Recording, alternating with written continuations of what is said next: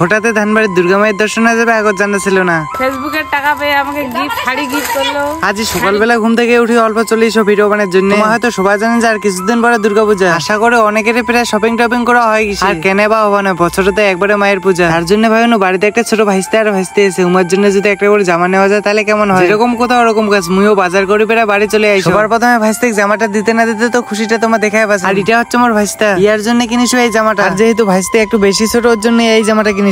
জামা গিলা পাওয়ার পরে এত খুশি হয়েছে তোমাকে হয়তো মুখ দিয়ে করলে তোমার বিশ্বাস করে না। এলা প্রায় বিকেল আর রাস্তা দিয়ে যাচ্ছ, দেখেছো দিদিগুলা দুর্গাপূজার ফটো শুট করছে। মুখ তো দেখিতে না দেখিতে মোটটি চলে এসে ফটো ওঠার জন্য। বলছে ভাই তোর মোবাইলে ক্যামেরাটা ভালো, আমাকে কখন ফটো ওঠে আর করিম দিদিগুলা কখন ফটো ওঠে দিয়ে হামাইলা যাচ্ছে খেলা দেখি। মুজাছো আর মোর সাথে বলতে গেলে মোর একটা ভাই যাচ্ছে। ফাইনালি আমার খেলার মাঠে চলে এসে আর ভিড় কিন্তু সেই ভিড় হয়েছে। আজই ছিল ফাইনাল খেলা। আর এই খেলাটা করে হয়েছে জানা থাকলে কমেন্ট করে দেয়। ওদিটা যে কল ফেসবুকে টাকা দেবে বলে মই জামা গিলা আনি বলতে মই ইয়ার আগত তোমাকে জানছো। আর এলা কথা আছে মই ফেসবুক থেকে কোনো টাকা পাও না। আচ্ছা এলা কথা বাদ দাও, তোমার কি পূজার বাজার হয়েছে? মোর তো এলাও হয়নি। আর মোর মতন তোমাকে আগে পারলে কমেন্ট করে দেন।